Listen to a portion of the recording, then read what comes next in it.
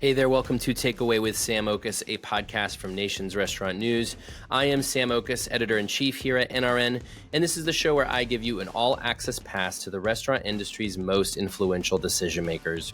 This week I'm talking with Chip Graeter, the head of retail operations at Graeter's Ice Cream, a 154-year-old creamery out of Cincinnati that has 56 shops in 5 states. Alongside his brother and his cousin, Chip is part of the Graeter family's 4th generation to lead this iconic brand, and he joined the podcast to share some of the secrets to sustaining a family business for such a long time and why he wants Graeter's to last forever. In this conversation, you'll learn more about why family businesses need smart people from outside the business to help, why you don't have to sacrifice quality standards to grow, and why a long-lasting business requires constant reinvestment. Jumping now into my interview with Graeter's head of retail operations, Chip Graeter.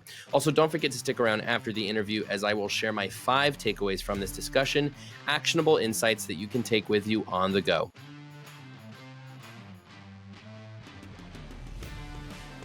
Okay, I'm here with Chip Graeter, the head of retail operations for Graeter's Ice Cream. Chip, thanks for joining me today. Thanks for having me. Appreciate it. Of course. Now, Chip, before we hit record, I was gushing because I am a big fan of Graeter's. As an Ohioan, it is well beloved in my household, and I'm sure that'll come out a lot more in this interview. But of course, around the country, not everybody's familiar with the Graeter's brand. This is a 154-year-old company, which is amazing in this day and age.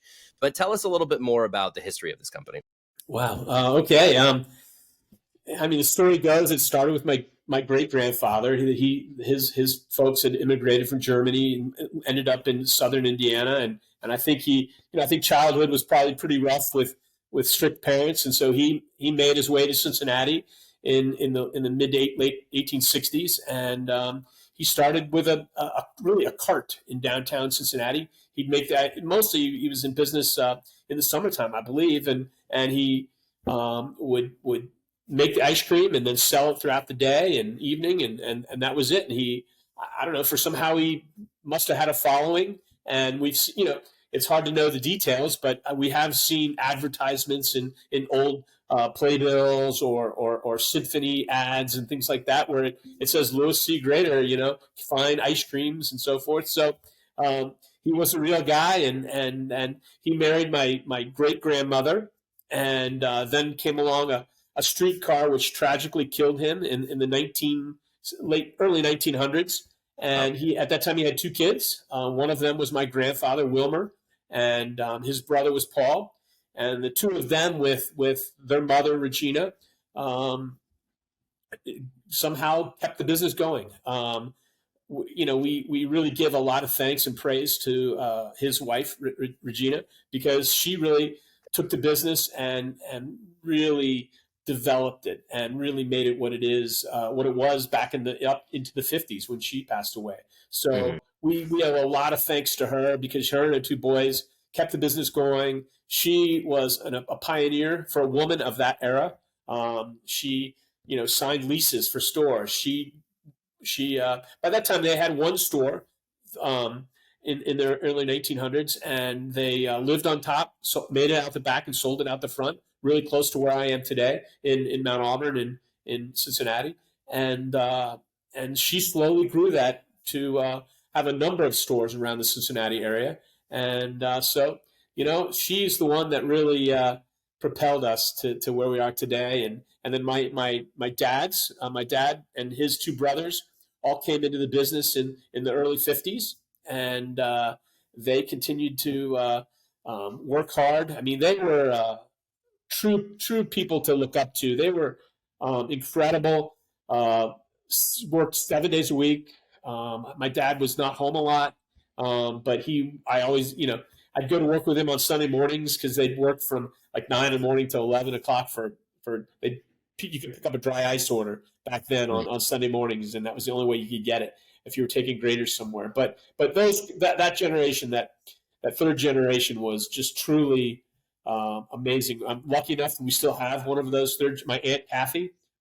She was my mentor growing up. I I worked for her in our retail stores all through high school, and then when I started, after college a little ways, I started working for her, and so I've worked for her. Got to work with her for the last 34 years. So It's amazing. she's been amazing to work for, and so that third generation was truly incredible, and they're the ones that really made it a viable business and enabled us to continue on to our generation. And so our generation all came in right around 1989, 90 is when the fourth generation came along. So that's myself. I have a brother, an older brother, and I have a cousin as well. And so the three of us took on the business. Really, we just worked in the business for years. For about 15 years, I worked in our retail stores, managed stores, did a lot of different things. And we all had kind of my cousin as our CEO, still is today. And my brother was kind of in charge of ice cream manufacturing and flavor development. And so we all still work every day. And but the one thing I will say is that, we worked hard, but we've the smartest thing we ever did was we hired really great people to help us Mm. to grow the business. So we hired, people to take the place of our fathers and the jobs they did, Hmm. and we hired great people to help us grow, to help develop our teams, and do all the things you need to do to become a successful, bigger business. So that It's makes so sense. interesting. I want to unpack that a little bit because, and even just like, of course, being in Ohio and these things we know, you think about like the Smuckers. The Smuckers are, I don't Yeah, know what generation they're on in that business, fourth or fifth, yeah, maybe. And then the Ingrams of White Castle, we've written about sure. them a lot. There's something in the blood here, or in the water here, where you have these, multi-generational family businesses. But I love what you just said. I mean, because, the point being is that, yes, the family still runs the company, but you guys are bringing people from outside the family into. Tell me about, I guess, if I put it succinctly, the culture of Graders. What does that look like, and how does the family help define that culture? But then how do you bring in others to help define that culture too? Sure. Gosh. I mean, I think back in the day, like when I started, and even especially when I was growing up, this was a small, very small family business just in Cincinnati. It was just gritty and dirty, and we had 12 stores, I think, when I came on board, and just in Cincinnati, and you just worked hard. It wasn't it was still really regular business, and it wasn't a big successful business. We made a great product. It was very hand to mouth Mm. kind of a business. So and our parents' generation worked, like I said, 7 days a week. I think we came on, and we each had our own kind of talents and things that we wanted to see happen in the business, and so we tried to implement some of those things, improvements as much as possible. We had challenges. I think in the early 2000s, we weren't sure what we were going to do. It was a transition period between the third and fourth generation, and that's kind of a whole other part of the story of Graders, is how we were able to transition to the fourth generation, which we ended up. We had, everybody wanted their piece of the pie, and everybody wanted the biggest piece, and we hired lawyers and accountants and all these kinds of things. And we ended up hiring a business psychologist that helped us really at the end of the day to see that the whole pie, if we all had ate at the table with the whole pie, is better than an individual slice. And so we all Mm. agreed to come into the business equal partners, and worked our way from there. And so I think, and that was in 2004. We bought the business from the third generation, and that's when we really started to implement things. Starting with a new store design, a new brand look and feel. So those are some of the things that we did, and then we started to really kind of hire professionals to help us run the business, and become more professional, become better employers, better people to work with, and so I think that was really. The thing I would say, our generation's done a lot. I think a lot of great things. We took it from 12 stores to now we have 56 stores, and but the best thing we did was hiring great people to get us there, for sure. Yeah. Yeah. Yeah. Oh, you mentioned 56 stores. I guess it is important that we kind of talk about sort of the scope of this business, because 56 scoop shops, but you guys have a pretty robust retail business as well. Can you sort of explain sort of the scope of everything? Sure. So back in the mid '80s, we had 12, like I said, 12 stores here in Cincinnati, but we had in the late '80s we had three franchisees. So my the third generation thought it was going to be a great idea to franchise, and so they had started out with a franchise in Northern Kentucky, and then that franchise also moved into Louisville and Lexington, and then in the late '80s they moved into Columbus, your neck of the woods, and they started a franchise there, and that grew very well up in Columbus, and so and then things were going along well, and then our Columbus franchisee decided they were tired, kind of wanting to get out of the business, and so thankfully we thought it was a good idea to buy back that franchise, and so we did in the year 2010. We bought back that franchise, and subsequently we've brought back all the franchise stores. And so that's kind of one way that the most recent one being in 2018, we bought back our Louisville and Indianapolis franchisee, and so that's kind of how we've grown retail store wise. So now we're up to 50, and we've opened a lot of new stores as well over the last 10 years. But we and in the probably, I don't know, let's see, in the '90s we started working with Kroger locally, and probably actually before the '90s, in the '80s, we started working with Kroger's locally, delivering pints of ice cream to the local Kroger stores. In I think 2007 or so, we met with Kroger's, and they said, hey, we'd like to think about possibly bringing Graeter's ice cream to beyond Cincinnati. And so we started with a test market in Denver, Colorado, and Graeter's did well in those Kroger stores called King Soopers out there. It did really well.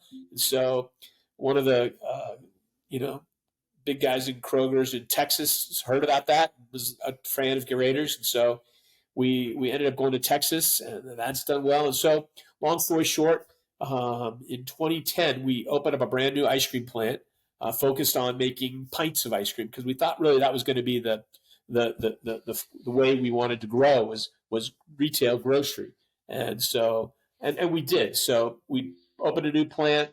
It absolutely was able to make our ice cream the same way it's been made for my whole life, but we did it more efficiently because we had more pots, more French pots. We went from about 16 French pots at our old factory to about 47 pots. And so we could make a lot more ice cream doing that. And so we have a great business with our grocery partners all over the country.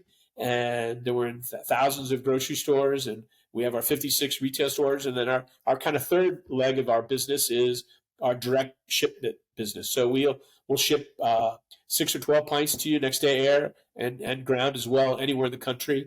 And we just built a brand new facility to do that in Louisville, and it's doing really, really well. And that's a great opportunity for growth in our business is our direct shipment business. Explain those pots for me, because Sure. you were explaining it before we hit record, but like literally is handcrafted ice cream. What's the production of this ice cream like? Yeah, so it starts out with a base of which is cream, sugar, eggs, milk, and then we add more milk to that, and then we add flavors, whether it's cocoa powder for chocolate bases, or a caramel base if it's a caramel flavored, and then we cook that. We pasteurize and cook that to give it a bit of a cooked note, and we hold it in these big flavor tanks, and then we add if we're adding fruit to it. We add fruit to it, black raspberry base for a black raspberry ice cream, and then we pull it out of a big tank and into 2-gallon stainless steel buckets, and then the machine that it gets made on is called a French pot. It essentially has a motor on top, a shaft that goes all the way to the bottom of a stainless steel pot, And circling around that stainless steel pot is what we call brine. It's just essentially ice water. So between the ice water and the refrigeration, it's about 15 degrees below zero, but since it's salt, it doesn't freeze. So that enables us to pour that liquid ice cream into the pot, and it's spinning around in that pot, in that salt water, and it gets very cold pretty quickly. And there's a gentleman that works 2 or 3 pots at a time, and he has a big, huge plastic paddle. When I was a kid, they were oak paddles, but now they're kind of a food grade plastic paddle. And he works that ice cream up and down that pot, and over about 12 or so minutes, it'll become a thick consistency like cake batter. And let's say he's making a chocolate chip ice cream. It'll be a vanilla base, and then he'll pour 32 ounces of dark chocolate, melted dark chocolate, into that pot, and that chocolate will cover the sides of that ice cream. And prior to that, he's taken all the ice cream off the bottom and he's put it all along the sides of that pot. And so he pours that chocolate on there, and so all the sides get coated. And then he waits about another 2 minutes, 2-3 minutes, and that chocolate firms up along the sides of that ice cream. And then he takes a blade and he brings the blade down into that pot, and that blade chops up all that chocolate off the sides of that pot. And then he takes his paddle and he pulls. You call it pulling it. You're pulling all the ice cream out of that pot with the paddle, either into a 2.5 gallon bucket that we would scoop out of in the stores, or you put it back into another stainless steel bucket, and it would go off to the packing station, where a gentleman takes a big spoon essentially and packs all those pints by hand. And a lot of people can't believe that we still do that, but we pack every pint by hand still today, and it's amazing. It's an amazing process to watch. Yeah, So, I mean, and I think about it in 2024 compared to yeah. what it would have been in the 1800s. It's such a rustic approach, and again, like I said, really handcrafted and artisan. And I imagine you guys must feel so much pressure to, get robotics and all this, whatever kind of machinery to do all this. You could really blow this thing out and scale a lot bigger. But you've chosen specifically to keep it this way, which again, I imagine must kind of limit the pace with which you can grow. So tell me about that decision to do that. Sure. So when we were building our new factory, obviously we've been down that road of how can we make our ice cream in a more efficient, less labor way. And because the labor that's involved in our ice cream is probably the biggest part. Hmm. And so what we did was we chose to continue to make it the same way, produce it the same way, but we would improve the front end. Instead of getting our milk and cream in 5 gallon bags and things like that, now we get it in 300-gallon totes, and we can produce the our mix and base on a much more efficient way. It's much more the product that is coming in is more stable, and so we can produce a lot more faster of our base. And so then but once we pour it off into those 2 gallons to make the ice cream, you go back to turn of the century techniques. But then once it's packed in the pint, once it's packed in that pint, it then goes back to 21st century technology again, onto a conveyor belt, and then it heads down a conveyor belt to an automatic litter, metal detection, and there's still there's a lot of automatic things then take over. The Yep. packaging of it, in 8 packs is automatic. We have a robotic palletizer that takes those 8 pints that have been shrink wrapped together. It takes them and puts them on a pallet. And so yeah, we still make it the same way. It's very archaic, but the front end and the back end have improved immensely in terms of our efficiency and so forth. So that's kind of, and we still, the other key part of it all is we've never ever changed the quality of our ingredients. So we've always tried to get the very best vanilla. Back in the 2000s, Madagascar had a huge had a huge crop disaster with a hurricane that had came through, or typhoon that had come through. The vanilla prices went up like crazy. We still continued to buy the best vanilla. our black raspberries, all of our fruits are the best. So I'd say those are the keys: is how we make it, and always buying the best ingredients. So Mhm. um, I'd say that's really what some of our successes. Sure. Uh, so, considering this really incredibly artisan approach to producing ice cream, I want to talk about innovation and R&D and what that looks like. Because if I think about ice cream, of course, I have to compare you guys with Jenny's. So Jenny's, Sure. another ice cream company out of Columbus that's really Yeah. terrific, and Yeah. they do some remarkable menu innovation, as I'm sure you're probably well familiar with. Yeah. And it's ingredients you've really never heard of in ice cream. You guys are doing ingredients that are not a stretch for ice cream by any means, but I know you're doing like really the top level quality of what you can get. But what is the process like? Because do you have limitations for what you can do considering how you're producing this ice cream? Great question. So we do have a flavor development team so we meet with the flavor folks that are out there that come around every year and kind of tell you what's trending in the market.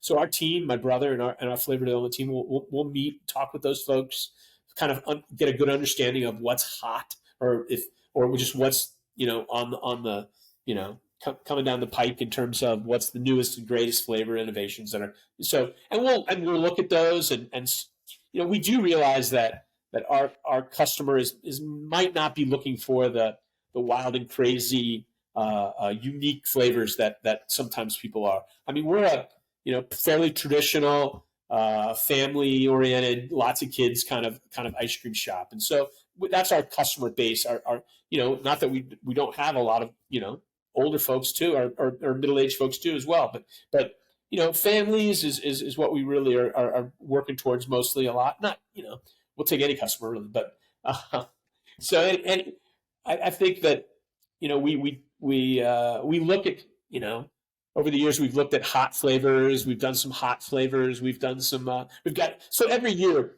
I should say we come out with a list of bonus flavors. So they start like around Mother's Day and go through the summer. And so about every 3 weeks or so, we have a new flavor that kind of comes out. And these are the flavors that are, unique. Maybe we've done a Mexican chocolate before, or we've done, last year we did a lemon meringue pie that came back this March, as a full time flavor. So we've had a lot of different flavors that have kind of come through that flavor development is what that pathway is. Uh, Mhm. but I can remember when I was a kid, my uncle who was in charge of making ice cream. I mean, he wouldn't even make cookies and cream, let alone cookie dough chocolate chip.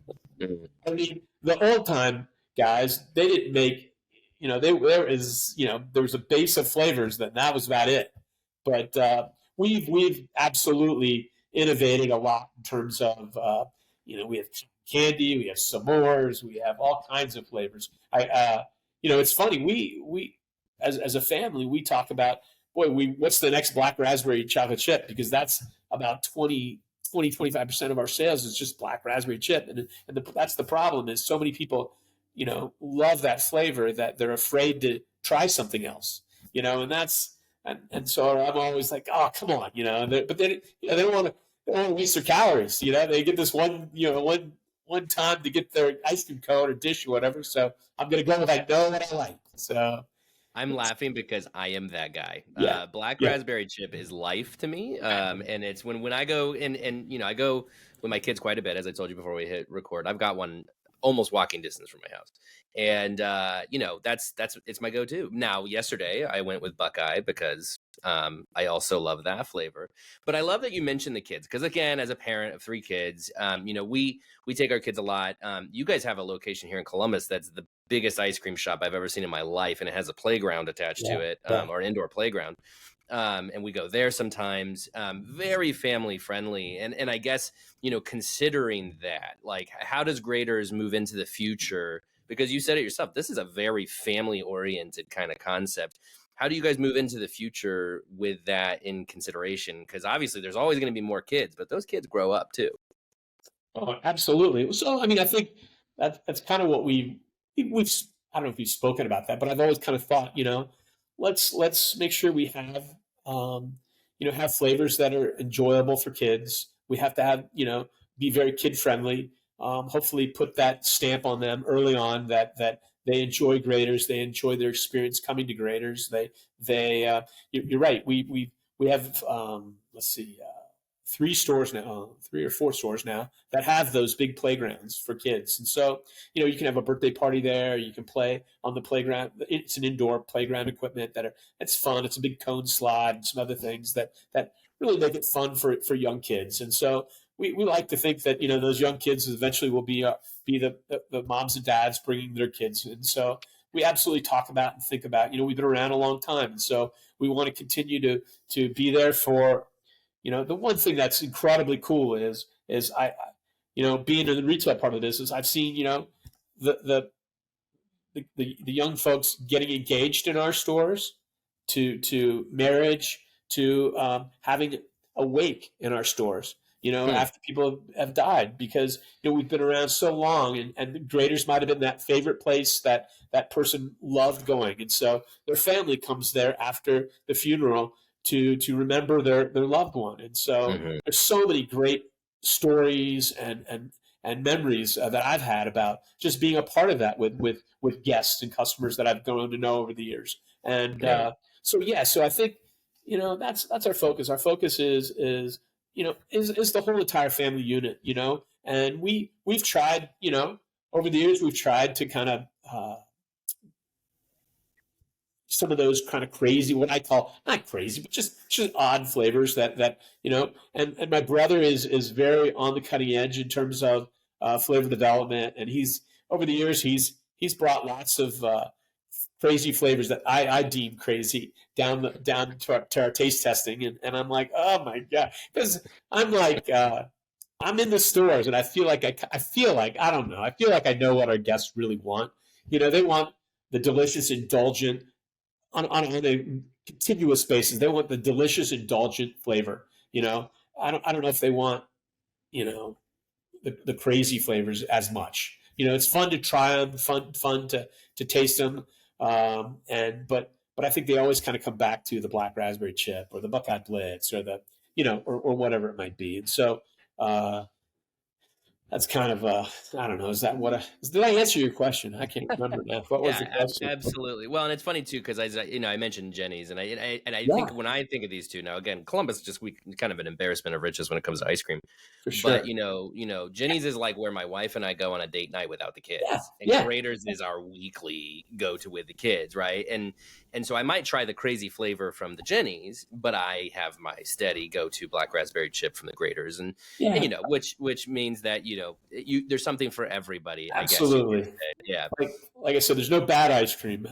So Yeah. I mean, Jenny's is it's she's the darling of Columbus, and she's been very successful. So she's done a great job of building her brand, and so yeah, and thankfully there's enough room for all of us in Columbus. So For sure. it's Yeah. good. Lucky me. Lucky me. Yeah, Well, I do absolutely. want to, last question for you, Chip. I do want to go back to this notion of you guys being this 150-year-old business, because I just think that is a rarity today. It feels like, having these 4 or 5 generation Yeah, owned companies is more the exception than the rule. It used to be more the rule. Now it's more the exception. right. Tell me about how you guys, well, I guess what's your goal for this? Because are you trying to train the next generation? Do you want to keep this in the family going into the future? And how do you really protect a lot of what you and I have talked about around this sort of quality of graders? Sure. That awesome question. So I guess I would say that when we took over, my generation took over. As kids do these days, they have consultants and people that are much smarter than them, and so we did some breakout things and so forth. And one of the things the three of us, my brother, my cousin, and I, kind of came up with is a number of different things, but one of those things was be in business forever. And so that was kind of one of our pillars, was that we want to be in business forever. And so that means doing the right things as a company, for your employees, for your guests. And so that's kind of been our focus and what we try to do. But, um, I think what we've also traditionally said is, we had good teachers.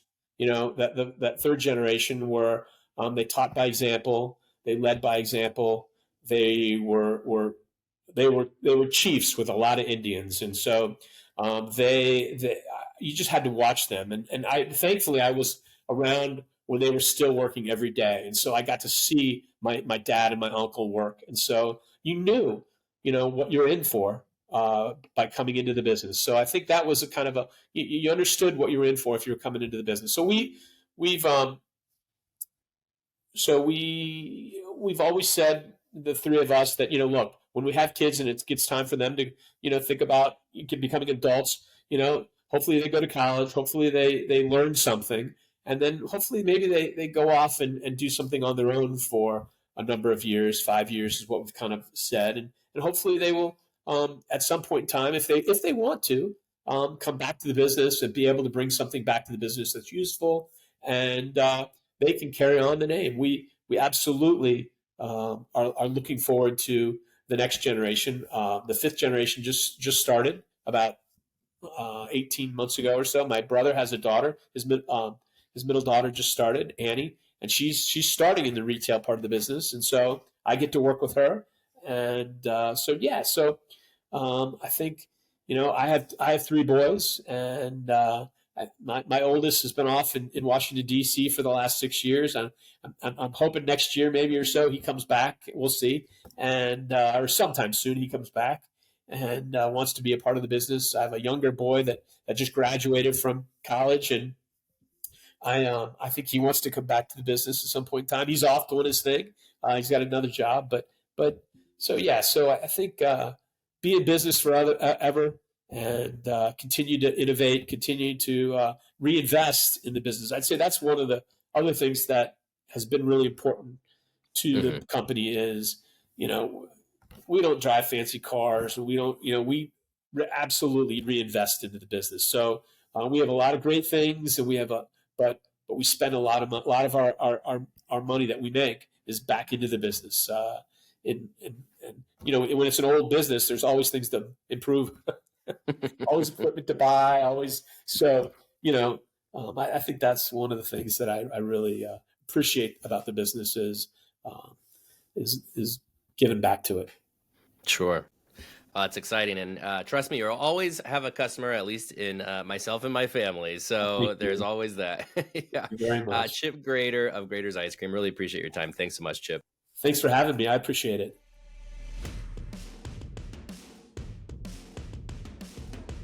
That was my interview with Graeter's head of retail operations, Chip Graeter. So what should you learn from this interview? Here are my 5 takeaways. My first takeaway is that family businesses need smart people from outside the business to help.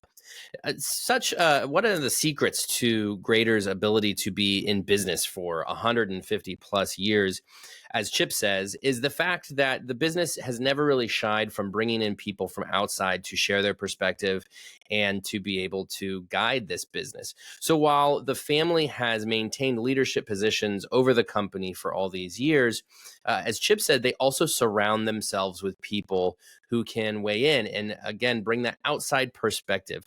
If you keep yourself in that vacuum, if you're a part of a family business and it's just the family who can weigh in, who can, make those decisions on how to grow and where to grow, then you might be closing yourself off from some interesting opinions and from smarter ideas that could be good for the business. And that's exactly what Graeter's has tried to avoid. They've tried to avoid getting into that, into that isolation. So by bringing in those smart people, Graeter's has continued to grow and be successful now for 154 years. My second takeaway is that retail could be a smarter growth path than franchising. Graeter's franchised in the 80s and 90s. It was looking for a good path for growth and to grow out of the Cincinnati area. And Chip said they started to franchise. They opened franchises in Lexington, Louisville, Columbus, where I am. And that went well for a little bit, but eventually they realized that franchising maybe wasn't the path for them. And so they bought back all of their franchise locations. Then what they decided is to pursue the retail path for growth, and they partnered up with Kroger. That partnership has led Graeter's to expand in the retail channels really across the country. And so retail was really ultimately the smarter decision than franchising. They still have 56 shops, company owned, but retail has really been a great channel for the Graeter's business to get out there and access more customers. Now, retail isn't for everybody. Ice cream is a very natural business to retail. However, there are other businesses out there that perhaps maybe your product might be smart for the retail channels to distribute in supermarkets rather than to franchise or to open brick and mortar locations. That's something you have to decide for your business. But at least for the Graeter's business, they really made it work. My third takeaway is that you don't have to sacrifice your quality standards to grow. This is really one of the most amazing things I find about the Graeter's business is that they are still with 56 shops and a presence in, I don't even know how many retail locations, but in presumably hundreds, if not thousands of Kroger's. They are still technically making their ice cream by hand. Chip walked us through that process, that handcrafted process of making the ice cream. That yes, it's at a bigger facility. Yes, it's using more of these tin pots that they've always made the ice cream in, but there's still a guy who uses this paddle to stir the ice cream.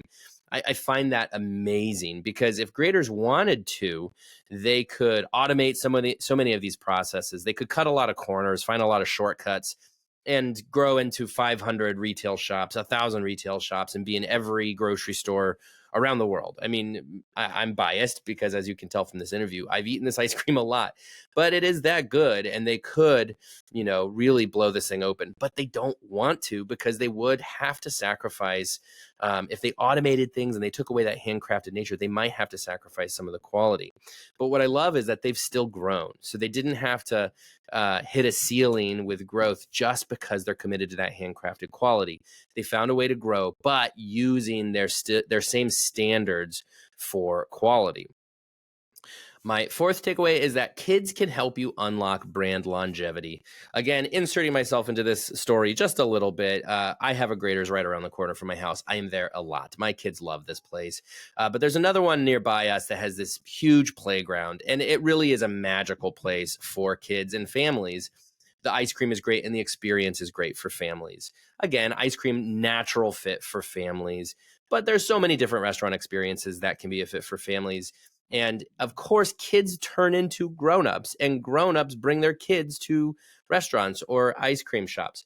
The point being is that kids are such an important part of your growth plans because someday they will return the favor by making that purchasing decision and coming back to your business. If they have this nostalgic, warm feeling about your brand from when they were a kid, that might never go away. So of course, that means, the experience, maybe it doesn't mean a playground, an indoor playground like Graeter's has leveraged with several of their shops, but what is a good experience you can incorporate into your business that's friendly to kids? And also think about the menu. That was an important part of this conversation with Chip, is the fact that their menu innovation, while they do try some outside the box flavors, they don't go too crazy because ultimately at the end of the day, they want this to be appealing to families.